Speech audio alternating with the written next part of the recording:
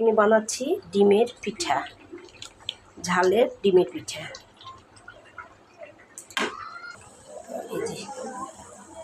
এই যে পিঠা, আজকে আমি একটা পিঠা বানাবো, ডিমের পিঠা। তো কাঁচামরিচ পাকাগুলো নিয়েছি, তাহলে একটু লাল লাল হবে। কাঁচামরিচ নিয়ে এসে রাখছি, দেখি পাকে গেছে, তো বেছে বেছে পাকা মরিচগুলো নিলাম। রসুন, পেঁয়াজ আর আদা, আর দিব জিরা। তো ব্লেন্ডার করব, তার জন্য এগুলো সব দিয়ে নেব।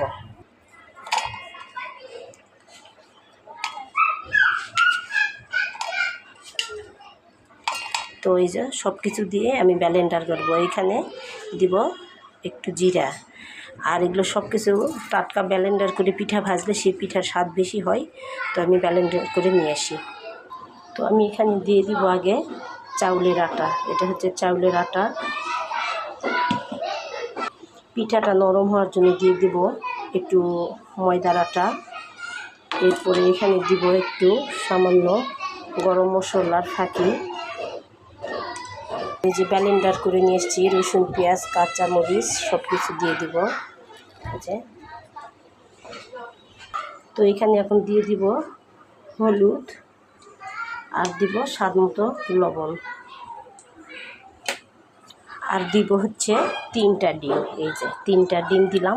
যত ডিম দিবেন তত মজা। তো আমি এটা এখন ভালোভাবে ঘুটে নেব। এই ঘুটা চামচ দিয়ে ঘুটবো সুন্দর করে, দেখতে থাকি। প্রথমে এখানে আমি একটু উষ্ণ গরম পানি দিব, কারণ চাউলের গুঁড়ি একটু উষ্ণ গরম পানি দিলে ভালো হবে। তো দিয়ে নিলাম। তো দিয়ে এই যে এভাবে ডিমের পিঠার মিশ্রণটা তৈরি করব। তো এই যে আমার গোলাটা রেডি হয়ে গেছে।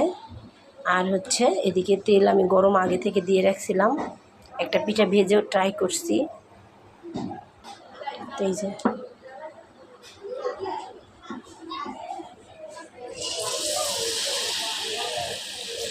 যে পিঠাটা ভাজা হয়ে গেছে, কিন্তু ভালোভাবে ফুলতেছে না। এরকম হচ্ছে কেন, দেখবো আরেকটা ট্রাই করে।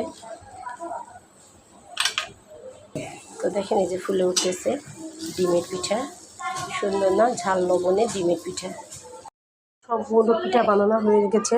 তো কেমন হয়েছে আমার ডিমের পিঠাটা সবাই কিন্তু কমেন্ট করে বলবেন। আর যদি ভালো লাগে প্লিজ লাইক কমেন্ট দিয়ে পাশে থাকবেন।